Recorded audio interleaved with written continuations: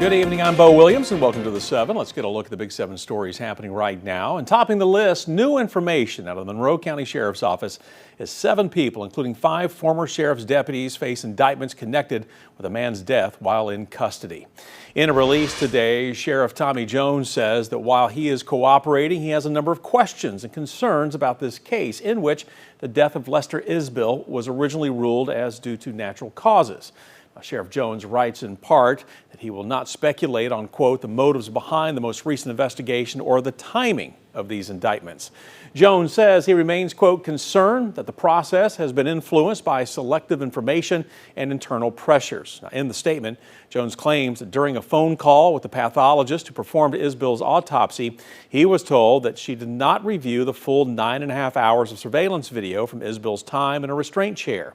And Jones claims what the medical examiner did see came primarily from the media, with some from the family.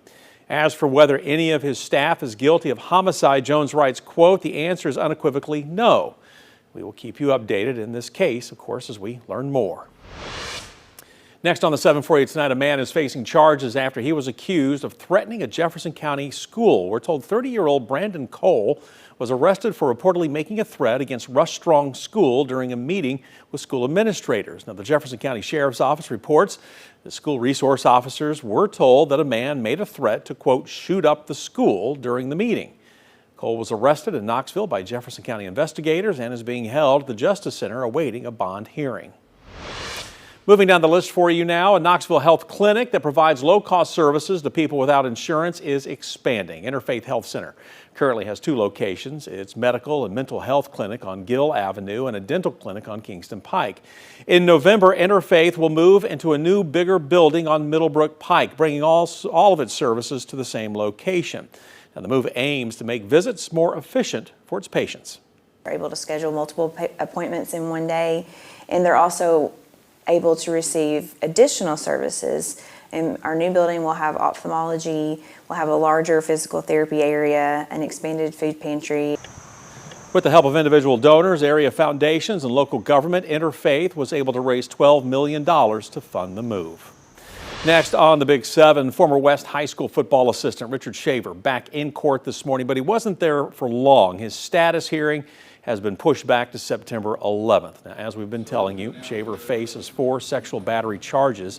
He was indicted back in May. Investigators say the sexual batteries were committed between August and November of 2024 and involved a victim between the ages of 13 and 18. Now, Shaver is one of 2 former West assistants charged with sex crimes. The other is Chad Brooks. Former West High School head football coach Lamar Brown was not charged in connection with either criminal investigation, and Brown's attorney maintaining his client's innocence. However, Brown was relieved of his coaching duties at West in June. All right, continuing down the list for you now, the man convicted in the fatal 1990 shooting of a Knoxville store worker has been denied parole for a second time. Jimmy Curitan was denied parole following a case review hearing back on August 28th. Now, Curitan is serving a life sentence for the murder of Bill Fry. In 1990, Fry was working at the corner market and deli on Maryville Pike when he refused to sell cigarettes to a few teenagers.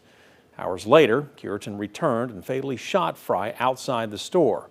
Curitan was first eligible for release in October of 2023. However, the Board of Parole chose to decline the parole. The parole board decision means he'll stay there for another 2 years before he can have another chance at being released. Well, 2 people have now pleaded guilty to stealing nearly $39,000 from the Anderson County Rescue Squad. Jessica and Alexander Ridnour are taking plea deals in exchange for 6 years probation and a chance to have their records cleared. Those guilty pleas are on charges of theft between $10,000 and $60,000. Now, 5 other charges were dismissed. We've told you about this case before, as the state comptroller's office claimed the 2 wrote 17 unauthorized checks between March of 2021 and December of 22. And for our final Big 7 story for you tonight, the city of Loudon is asking for the public's help to receive grant funding that would bring free live music to the area. The city has been selected as a finalist for the Levitt Foundation's Amp Music Series Grant Awards, which funds free live music concerts in public spaces all across the country. However, it is up to the public to vote for who will receive this grant, as several venues are eligible across the nation. Now, the city of Loudon is asking the community to vote for their venue located at the Tate and Lyle Performing Amphitheater in the Loudon Municipal Park. If awarded, they say this grant would bring a vibrant multi-concert music series to the city, energizing the downtown, supporting local businesses, and creating a space for families, friends, and neighbors to connect. Now, voting for the grant funding starts this Friday at 1 p.m. and lasts until 8 p.m. on September 15th.